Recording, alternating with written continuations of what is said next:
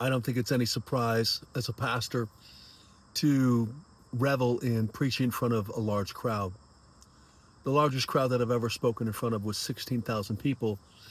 And I realize there are many pastors out there that speak to more than that every Sunday.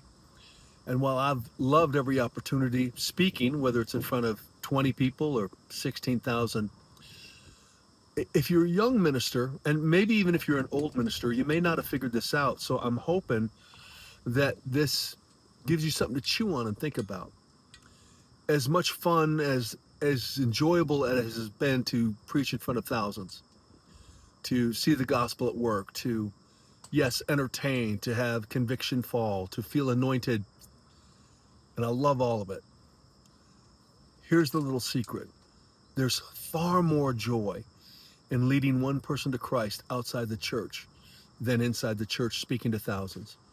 In fact, there's far more joy for me personally leading someone to Christ at the dry cleaners or at the gym or at the store, at the gas station or wherever it might be. There's just something when you take that chance to present the gospel to someone in those environments and you see the Holy Spirit begin to work and you see the person convicted.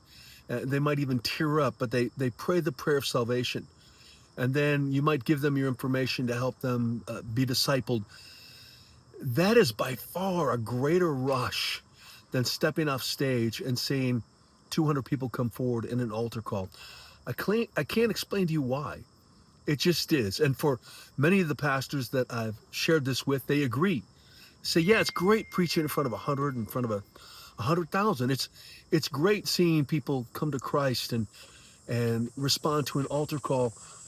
But that one-on-one is something that you can live off of. It's something that you take with you everywhere you go, especially when you run into that person later.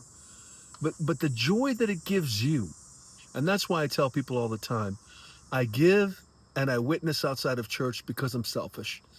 I'm selfish because of what it does to me inside.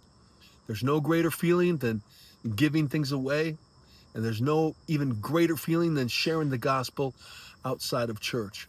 So as Sunday's coming up, as much as you're looking forward to it, preparing, praying, hoping that God uses your words as we all do, remember that even before Sunday gets here, you can experience even far greater joy just by taking a chance, risking it, and sharing the gospel. And by the way, if you're not willing to share the gospel outside of church in just the natural world environment, you probably don't really have the right to share it from stage.